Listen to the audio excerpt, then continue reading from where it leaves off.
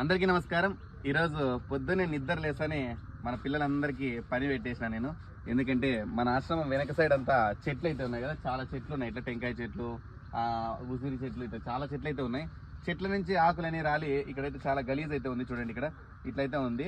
మన పిల్లలు ఇక్కడ ఆడుకుంటుంటారు కాబట్టి ఆడుకున్నప్పుడు పెద్దోళ్ళు కానీ ఇట్లా వెనక్కి వచ్చినప్పుడు ఏదైనా పాములో ఏమైనా ఉంటే ఇబ్బంది కదా. అందుకోసం ఈరోజు అయితే మొత్తం అంతా క్లీన్ చేసినాం.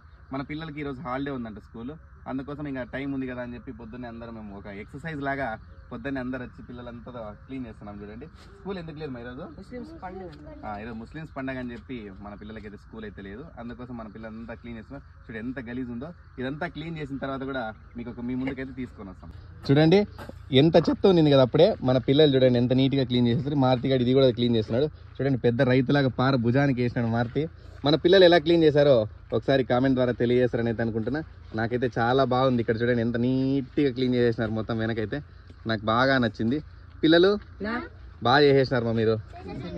ఓకేనా? మీకు ఈరోజు సాయంత్రం ఏం కావాలి చెప్పండి. మీకు అందరికి ఈరోజు ఏం కావాలో అది తెచ్చిస్తా, సరేనా? ఎవరికి ఏం కావాలంటే అది. ఓకేనా? ఓకే అమ్మా.